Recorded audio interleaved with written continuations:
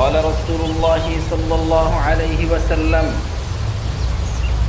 ثلاثة قد حرم الله عليهم الجنة مدمن الخمر والعاق والديوث الذي يقر في أهله الخبث রাসূলুল্লাহ সাল্লাল্লাহু আলাইহি ওয়াসাল্লাম বলেছেন, তিন শ্রেণীর মানুষের উপরে মহান রব্বুল আলামিন তার জান্নাতকে হারাম করেছেন।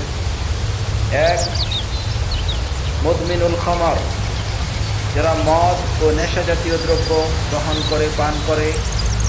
ওয়াল আক, দ্বিতীয় হচ্ছে ওয়াল আক, পিতামাতার অবাধ্য সন্তান।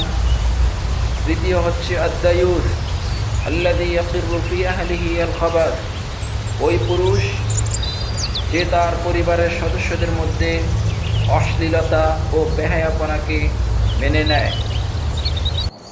আমাদের সমাজে এ ধরনের অসংখ্য মানুষ রয়েছেন যারা নিজেরা হয়তো অনেক নামাজি, ইসলামিকভাবে জীবনযাপন করার জন্য প্রচেষ্টা করেন, কিন্তু তার পরিবারের সদস্যরা সেভাবে ইসলামের পথে চলে না।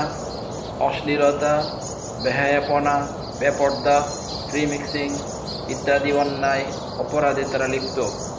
কিন্তু পরিবারের প্রধান হিসেবে সেই দায়ুস, যিনি অবগত আছেন তার পরিবারের সদস্যদের এই সমস্ত বেহায়াপনার ব্যাপারে, তারপরেও তিনি তাদেরকে অন্যায় থেকে বিরত রাখার জন্য সর্বাত্মক প্রচেষ্টা করছেন না।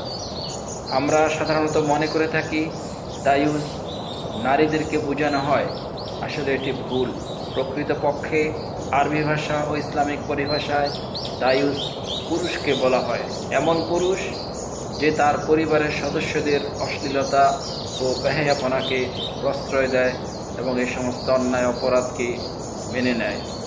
আল্লাহ আমাদেরকে এই তিন শ্রেণীর হতভাগা জাহান্নামী ব্যক্তিদের অন্তর্ভুক্ত হওয়া থেকে হেফাজত করুক।